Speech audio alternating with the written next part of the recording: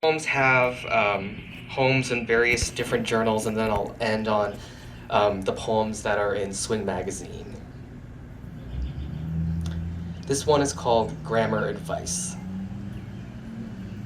Fill in the blank with a verb that is like slumber, but conjures the lightness of dreams so slim and shy, rendered on a projector lathered with chicken grease, half gelatinous from Monday's bone broth. This verb should be singular, animating the subject, which is a noun similar to recluse, but knows no inside or outside, only the infinity of the surround that stands still like a light lamppost.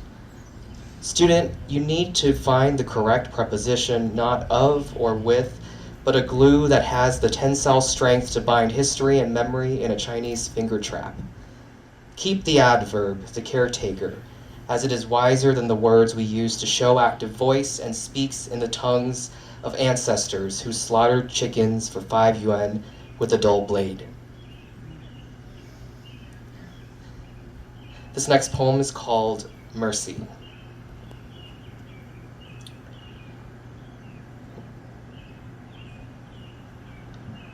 A tribute is a wish made public, and I salute you, O you soldier stationed in mouth. I hold still like field mice, huddled in a red barn raised to be a church. Is heaven what you swallow, or is it the opposite of mercy? A boy had to learn to fish by becoming an iridescent bobber, at once a pearl and a poison, wearing the averaged face of a Walmart sticker. In the pulse of you, I see the night drinking the fire. A prairie is a holding ground for sinners on their way to the forum. The tunnels lead not to respite, but to each other, shapes out of air.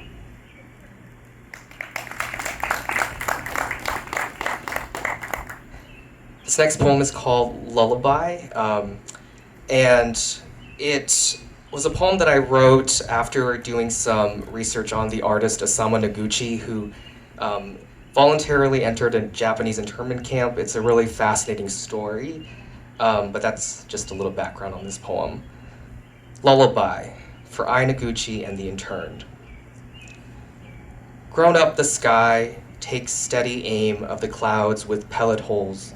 Japanese maple holds firm onto its root, erect and fed by sheer will and an exchange of oxygen for dignity.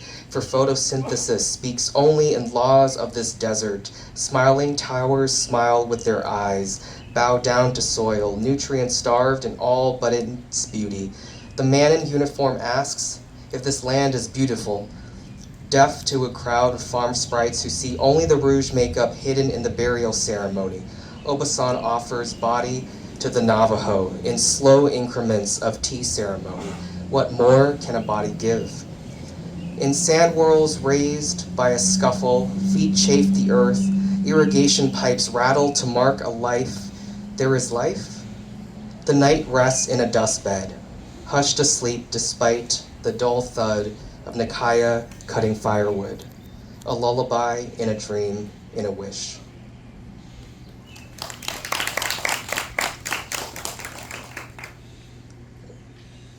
This next poem is called Searching. Under a roof that caves inward to home me, filling me tenderly like a stringy twig, by candlelight I see a boy who wore my face, searching behind painted cabins to become whole, a decoder of hieroglyphic men, walled and bedded like fresh pens on off-white paper, groove coloring bodies into ruined houses, shredded by a twister who drew breath from showing him the sky. I had forgotten the boy who had my face, his rosy cheeks fading into the red harvest moonlight. On the bed, the ceiling smiles back. He could have sworn it was God himself, gritting with barked teeth.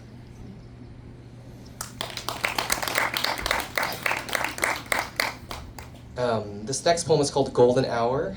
A lot of my poems kind of have the Midwest or the prairies in the background. I spent a good portion of my life living in Nebraska. Golden Hour. My hand out the car window, the planes carry me home in their stillness. Everywhere are open palms of wheat yellow. Between each telephone wire, I undress my memory to when he saw the sky and land touch in prayer, the birds flying in the shape of a quick fuck. That foolish, foolish boy branded by yellow at golden hour before slipping into a black suit, the night paparazzi with readied eyes flashing again to see him. And I see him. The prayer never returns answered. The day is a trick, a dirty, dirty trick.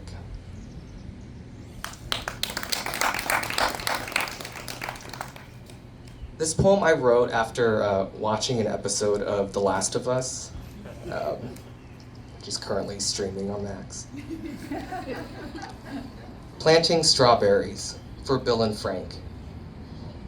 Treat me like a princess, dove-handled cheeks bitten with dirt, planting strawberries like invisible dolls, in a slant-roofed house, wind-tousled hair that lay there, lumpy, like a painted nude man bathing in the garden sun.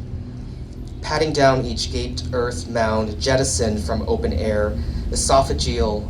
The bloom is a tender leaf song, breathe in, out, in. The sky, hazel-eyed and soft rugged.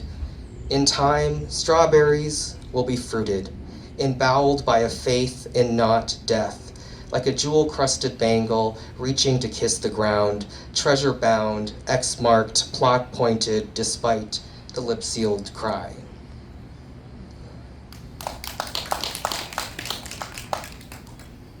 I have about 3 more poems. This one is called Dutchman's Curve. The number 4 train did not see it coming. The way the corn hummed a light sun tune, a brimming line painted, tracks laid in measured merriment, a yell, ode to the land who was here. First, the elbow bent down to clump the dirt, sharp like a wooden hanger, ceremonial, dynamite as penny candy, carving until the mountainside was nude. The pace of man in union, exhilarated, accelerated. Mama said there was nothing to see. The cart of dried veal, fruits of the valley, white linen dining, the open window breeze, pocketed glances between slanted walls. The corn rose like a warm gash, befriending the blush-tinted heavens. It was like listening to the metalwork of America at war.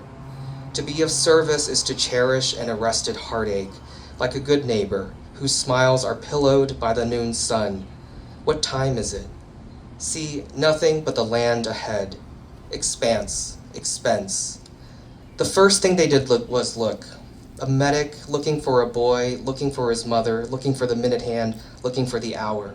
Our time saved, bodies given, lungs, arteries, capillaries, oxygen, in machine body fellowship, the America destined. The engine kept it all on time. And then I'll just end with the 2 poems that appear in Swing magazine.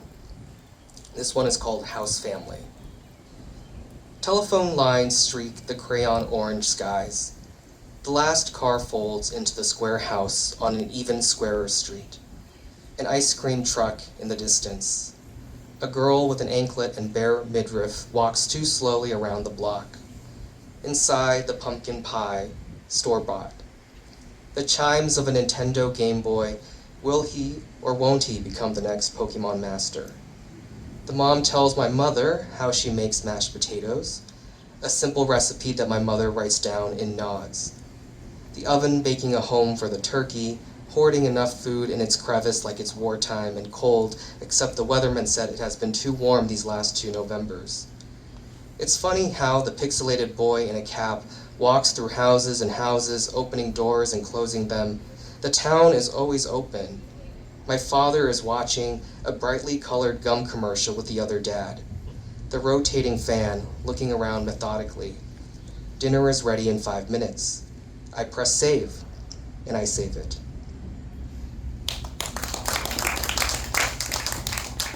And this last poem is called Purloined. On a honey-aired day, I walk by an abandoned mill, laminated by the noon sun. How to hide from my own reflection. The windows boarded with a slit for breathing, the trees a meeting place for foxes looking for the drinking pond. Illumination. I wake as a portal of my mistake. The crunching of leaves is not a stranger approaching. No, it is the pond summoning the fox. Thank you.